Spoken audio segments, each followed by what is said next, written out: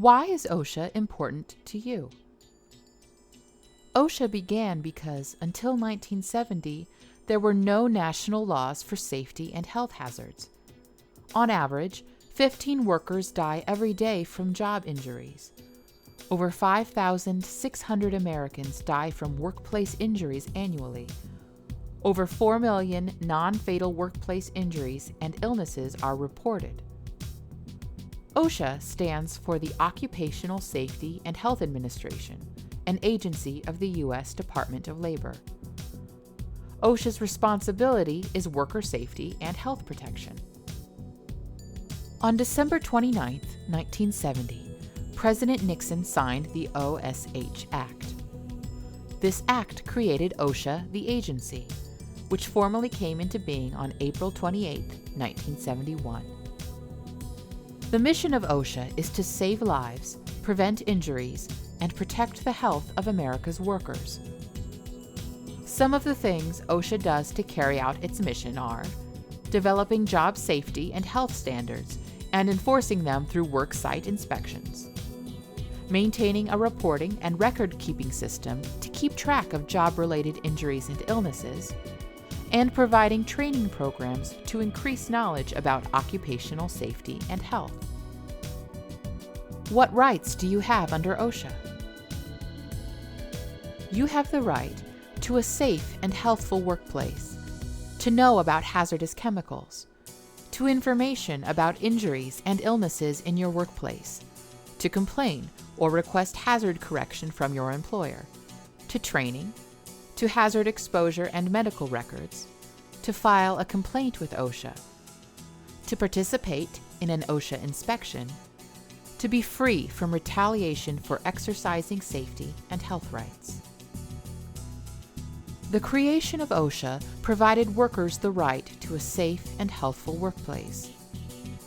The OSH Act states, "Each employer shall furnish to each of his employees employment and a place of employment which are free from recognized hazards that are causing or are likely to cause death or serious physical harm to his employees." Employers must have a written, complete hazard communication program that includes information on container labeling, material safety data sheets, and worker training. The training must include the physical and health hazards of the chemicals and how workers can protect themselves, including specific procedures the employer has implemented to protect workers, such as work practices, emergency procedures, and personal protective equipment. OSHA's record-keeping rule requires most employers with more than 10 workers to keep a log of injuries and illnesses. Workers have the right to review the current log, as well as the logs stored for the past 5 years. Workers also have the right to view the annually posted summary of the injuries and illnesses. Workers may bring up safety and health concerns in the workplace to their employers without fear of discharge or discrimination, as long as the complaint is made in good faith. OSHA regulations protect workers who complain to their employer about unsafe or unhealthful conditions in the workplace. Workers have a right to get training from employers on a variety of health and safety hazards and standards that employers must follow. Workers have the right to examine and copy exposure and medical records. Examples of toxic substances and harmful physical agents are metals and dusts, such as lead, cadmium, and silica. Biological agents, such as bacteria, viruses, and fungi. Or physical stress, such as noise, heat, cold, vibration, repetitive motion, and ionizing and non-ionizing radiation. Workers may file a complaint with OSHA if they believe a violation of a safety or health standard or an imminent danger situation exists in the workplace. Workers may request that their name not be revealed to the employer.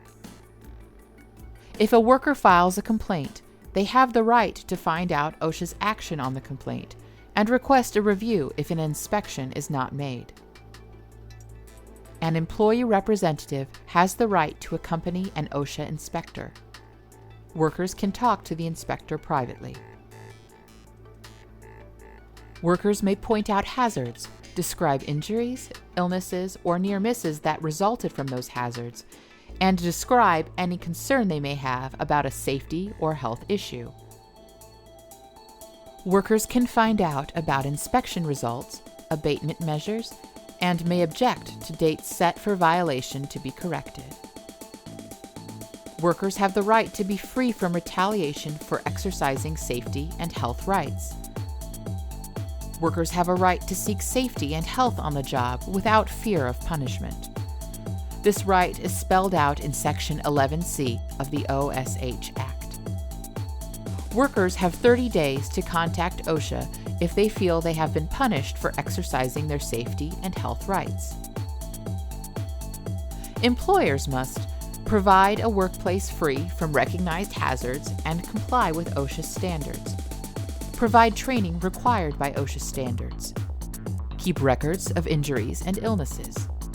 Provide medical exams when required by OSHA standards, and provide workers access to their exposure and medical records. Not discriminate against workers who exercise their rights under the Act, Section 11C. Post OSHA citations and abatement verification notices. Provide and pay for personal protective equipment. Employers are also required to keep records of injuries and illnesses. Employers must report each worker death, report each incident that hospitalizes 3 or more workers, maintain injury and illness records, inform workers how to report an injury or illness to the employer, make records available to workers, allow OSHA access to records, post an annual summary of injuries and illnesses. The OSH Act authorizes OSHA compliance safety and health officers, CSHOs, to conduct workplace inspections at reasonable times.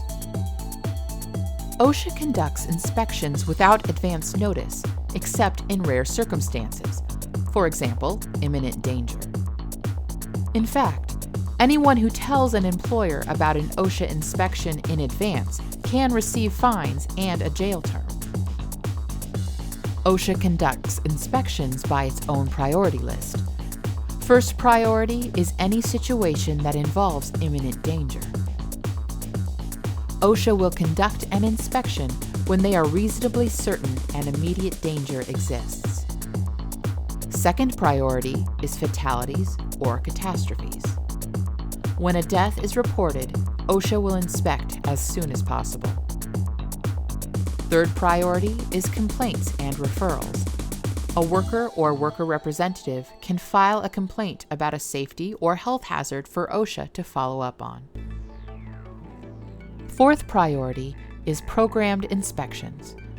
Programmed inspections cover industries and employers with high injury and illness rates, specific hazards, or other exposures. OSHA follows its own standards for assessing citations and penalties. A willful violation is one that an employer intentionally and knowingly commits, or a violation that the employer commits with plain indifference to the law. OSHA may propose penalties of up to $70,000 for each willful violation, with a minimum penalty of $5,000 for each willful violation. A serious violation is one with substantial probability that death or serious physical harm could result, and that the employer knew or should have known of the hazard. There is a mandatory penalty for serious violations, which may be up to $7,000.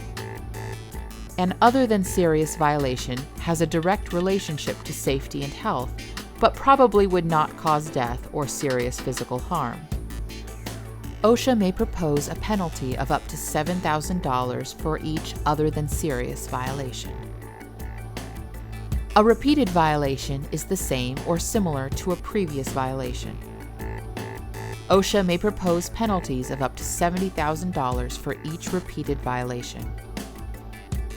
In summary, this lesson covered the importance of OSHA, including the history of safety and health regulation leading to the creation of OSHA and OSHA's mission, workers' rights under OSHA, employer responsibilities, OSHA standards, and OSHA inspections. This has been a production of Federal Safety Solutions. For more information, please visit fssamerica.com.